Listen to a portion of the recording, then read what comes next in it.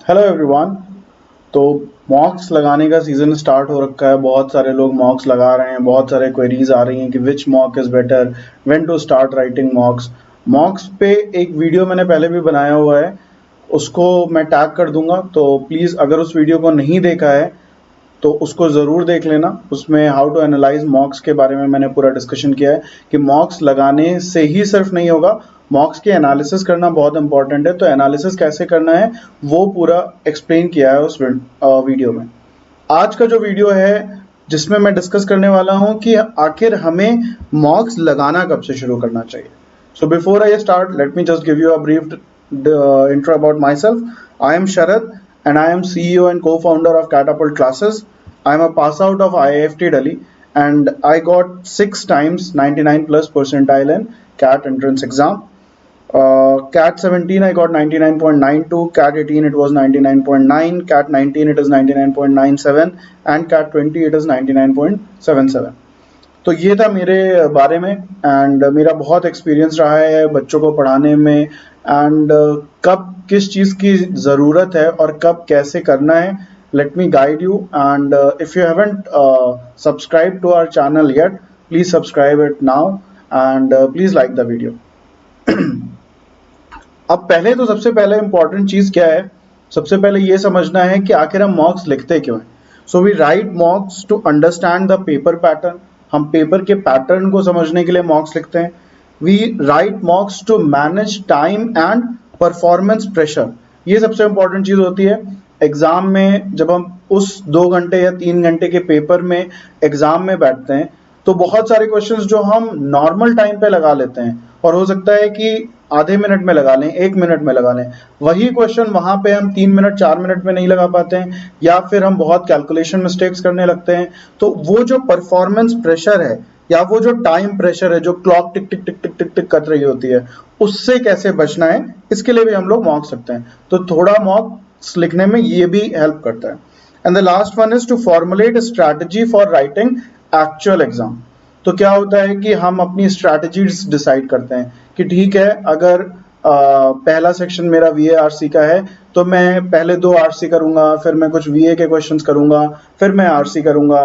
कोई डिसाइड करेगा कि I will write all RCs first and then I will go for VA. कोई कहेगा कि मैं पहले वीए से शुरू करूंगा फिर I will go to RCs. कोई कहेगा कि मैं लेंदी आरसी पहले करूंगा। इस तरीके की अलग अलग स्ट्रैटेजीज होती हैं whichever suits to whoever. अलग अलग स्ट्रैटेजी सबके लिए, अलग अलग लोगों के लिए सुटेबल होती हैं। तो आप लोग मॉक्स इसलिए लिखते हो कि आपके लिए जो बेस्ट स्ट्रैटेजी है वो आप डिसाइड कर पाओ। मॉक्स किस लिए नहीं लिखना है? मॉक्स सीखने के लिए नहीं लिखना है। Please understand, you don't write mocks to learn. थोड़ी बहुत लर्निंग होती है, लाइक बहुत ज्यादा होगी तो 2 to 3%, या बहुत मैं बोलूंगा तो 10% is like the maximum learning that you can get after writing मॉक्स। तो आपने सब कुछ पढ़ लिया है, जो इंक्रीमेंटल ग्रोथ की जरूरत है, कुछ नए सरप्राइज एलिमेंट्स की जरूरत है, वो आप मॉक्स लगा के सीख सकते हो। ऑब्वियस सी बात है कि ये तीनों चीजें आपके स्कोर को 20%, 30%, इवन 40-50% तक बढ़ाएंगी, घटाएंगी। मॉक्स लिखना जरूरी है, लेकिन मॉक्स सीखने के लिए नहीं लिखना है, लर्निंग करने के लिए मॉक्स नहीं लिखना है। मैं बार बार रिपीट कर रहा हूं, please do not write mocks to learn. Learn करने का तरीका अलग है और मॉक्स लिख के क्या करना है उसका तरीका अलग है। Now let's understand all types of exams, tests that you will encounter और कब किसको करना है और मॉक्स का नंबर कहाँ पे आता है। सबसे पहले जब आप पढ़ना शुरू करोगे तो you have to write class sheets और एक्सरसाइजेस, चाहे वो बुक्स की एक्सरसाइज हो या फिर कोई क्लास शीट मिली हो या सेट ऑफ क्वेश्चंस हो। यहाँ पे हमारा ऑब्जेक्टिव टाइम नहीं है, हम ये नहीं करेंगे कि 2 मिनट में कर लें। यहाँ पे हमारा ऑब्जेक्टिव है, क्योंकि ये सारे के सारे क्वेश्चंस हम पहली बार लगा रहे हैं तो हम इनको सही तरीके से लगाना सीखेंगे। तो कोशिश करो कि इनके वीडियो सॉल्यूशंस मिले।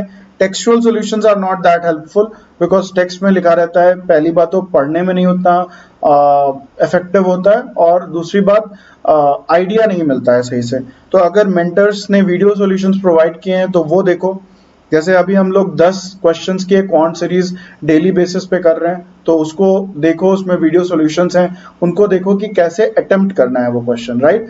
उसको कम टाइम पे कैसे अटेम्प्ट करना है। जैसे मैंने अभी देखा, one of my students, she was able to solve that question, but उसका जो कैलकुलेशन था, जो अप्रोच था, वो बहुत लेंदी था।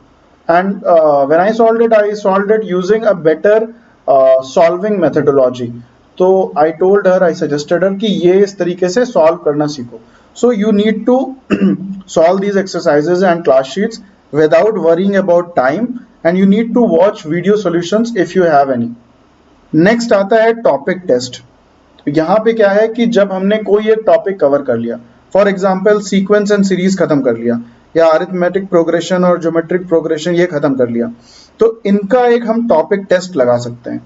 यहाँ पे हम टाइम को ध्यान रखेंगे कि ठीक है, हम टॉपिक टेस्ट लगा रहे हैं 20 क्वेश्चन का, 30 क्वेश्चन का, और 1 घंटा है, तो यहाँ पे क्या क्या हम यूज करेंगे और क्या क्या हम लर्न करेंगे। तो यहाँ पे हम क्वेश्चन सिलेक्शन भी सीखेंगे। हमको सारे क्वेश्चन आने चाहिए, पहली चीज। दूसरी चीज की out of those 30 questions which 15 questions or which 20 questions or which 25 questions, depending upon कि आपका लेवल क्या है, मुझे करने हैं। तो ये पहले से टारगेट सेट करना है, कैसे मॉक लिखने से पहले क्या करना है, टॉपिक टेस्ट लिखने से पहले क्या करना है, उस पे मैं एक अलग वीडियो बनाऊंगा। वो एक अलग स्ट्रैटेजीज है, वो भी बहुत जरूरी है, बहुत हेल्पफुल है और स्कोर्स बढ़ाने में बहुत हेल्पफुल है, तो उस पे हम अलग डिस्कशन करेंगे। बट ये क्या आपको हेल्प करेगा, ये आपकी क्वेश्चन सिलेक्शन मेथोडोलॉजी में आपकी हेल्प करेगा। उस टॉपिक के किस क्वेश्चन में मुझे डिफिकल्टी हो रही है और किन क्वेश्चंस को मैं लगा ले रहा हूं, ये चीज हम टॉपिक टेस्ट को जब सॉल्व करेंगे तब पता चलेगा। फिर आता है टॉपिक क्विजेस। ये क्या होते हैं, ये टाइम बेस्ड क्विजेस होते हैं, यानी कि हर क्वेश्चन का एक फिक्स्ड टाइम है और मैं दूसरे क्वेश्चन पे किसी और क्वेश्चन का टाइम नहीं ले सकता हूं। तो इससे क्या फायदा होता है, अगेन ये बहुत इंपॉर्टेंट और बहुत क्रूशियल होता है।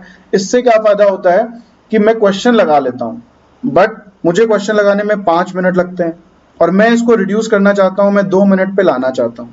अब ये 2 मिनट में कैसे आएगा, तो ऐसे नहीं आएगा, हवा में नहीं आएगा। आपकी जो लर्निंग होनी थी वो हो गई, लेकिन जब आपके ऊपर वो क्लॉक का प्रेशर होगा और आपके पास 2 ही मिनट होंगे करने में, और मान लो एकदम क्वेश्चन 90% हो गया था और क्लॉक टिक हो गई और दूसरा क्वेश्चन आ गया, देन यू विल रियलाइज, तब आप इंट्रोस्पेक्ट करोगे आफ्टर दिस क्विज कि यार ये वाला क्वेश्चन हो सकता था अगर मुझे टेबल्स याद होते, अगर मैंने ये गलत मेथड ना यूज किया होता तो मुझसे हो जाता। तो यहाँ पे जो लर्निंग होगी वो फेनोमिनल है, ये लर्निंग बहुत क्रूशियल है, इसलिए टॉपिक क्विजेस को बिल्कुल भी मिस नहीं करना है। ये जो टाइम प्रेशर में क्वेश्चन सॉल्व करने का है, ये बहुत इंपॉर्टेंट है और ये आपकी स्पीड को इंप्रूव करेगा। तो जो स्टूडेंट्स पूछते रहते हैं कि मैं अपनी स्पीड कैसे इंप्रूव करूं, this is the solution. So here is the solution which will help you improve your speed. इसके बाद आता है सेक्शनल टेस्ट। अब सेक्शनल टेस्ट में क्या करना होता है, अभी तक हमने टॉपिक टेस्ट कर लिए, तो हमारा दिमाग, मान लो हमने क्वाड्रेटिक इक्वेशन का एक टॉपिक टेस्ट या क्विज उठाया, तो उससे पहले मैंने क्वाड्रेटिक इक्वेशन के सारे फॉर्मूले रट लिए, सारे तरीके के क्वेश्चंस देख लिए, तो मेरे दिमाग में क्वाड्रेटिक घूम रहा है। बट कैट में तो ऐसा नहीं होने वाला। 5 टॉपिक्स हैं, algebra, number system, modern maths, geometry and arithmetic, और उनके अंदर भी तमाम सारे सब टॉपिक्स हैं। अब पता चला पहला क्वेश्चन क्वाड्रेटिक का मिला, दूसरा क्वेश्चन प्रॉफिट एंड लॉस का मिला, तीसरा क्वेश्चन सर्किल का मिला, चौथा क्वेश्चन एपी का मिला, 5वां क्वेश्चन कोई और मिल रहा है। अब हमारा दिमाग फटाफट घूमना चाहिए कि हम क्वाड्रेटिक खत्म करके सीधे प्रॉफिट एंड लॉस के फॉर्मूलों को रिकॉल कर लें। यहाँ पे आपकी हेल्प करेगा सेक्शनल टेस्ट। तो सेक्शनल टेस्ट क्या होता है कि सारे टॉपिक के क्वेश्चंस को मिला के एक सेक्शन बनता है। ये वाला जो सेक्शनल टेस्ट है, ये आप तब लगा सकते हो जब आपने सारे टॉपिक कवर कर लिए हैं, या फिर आप कुछ स्पेसिफिक टॉपिक के सेक्शनल टेस्ट बनवा लो, but that would be more like topic test only, कि हमने अभी टॉपिक छोटे लिए थे, बाइनरी लेवल पे लिया था, क्वाड्रेटिक लिया, एपीजीपी लिया, प्रॉफिट एंड लॉस लिया, फिर हमने उनको मर्ज कर दिया। हमने कहा कि अरिथमेटिक का एक टॉपिक टेस्ट है, अलजेब्रा का एक टॉपिक टेस्ट है, तो वो भी एक टॉपिक टेस्ट की कैटेगरी में ही जाएगा।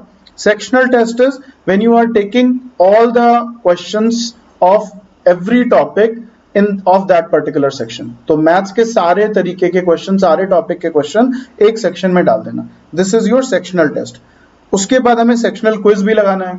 अब हमारा दिमाग उस टाइम बेस्ड में कैसे फटाफट घूमेगा कैसे हम इधर से प्रॉफिट एंड लॉस को लेके आए और इधर से परम्यूटेशन कॉम्बिनेशन को लेके आए, फिर सर्किल के क्वेश्चन को लेके आए, ये कैसे क्विकली करना है, इसके लिए हमें फिर से सेक्शनल क्विज लगाना है। तो इस टॉपिक क्विज ने तो हमें उस टॉपिक पे हेल्प किया था। सेक्शनल क्विज हमारे रिफ्लेक्सेस को स्ट्रॉन्ग करेगा, रिकॉल वैल्यूज को हेल्प करेगा। And then comes mock test. जब हमने ये सब कुछ कर लिया फिर हम मॉक टेस्ट पे आएंगे। जब हमने अब मॉक टेस्ट क्या करेगा, अब मॉक टेस्ट हमें सारे सेक्शनल पे वर्क करने को हेल्प करेगा। मैथ्स का सेक्शनल लगाया और पहले वीआरसी का आया, फिर डीआईएलआर आया, फिर मैथ्स आया। जो ये टाइम प्रेशर है, अभी तक हम क्या कर रहे थे, हम 1 घंटे बैठ रहे थे या फिर हम 30 मिनट्स बैठ रहे थे। अब हमें क्या बैठना है, अब हमें पूरे ड्यूरेशन बैठना है, लेट्स से 3 आवर बैठना है या 2 आवर्स बैठना है। तो यहाँ पे अब हमारा वो जो स्टैमिना है वो छोटी छोटे स्प्रिंट्स से तो डेवलप हो गया था, बट यहाँ पे हमें मैराथन दौड़नी है। तो यहाँ पे मॉक टेस्ट्स आपकी हेल्प करेंगे। So that is the time when you should start writing मॉक्स।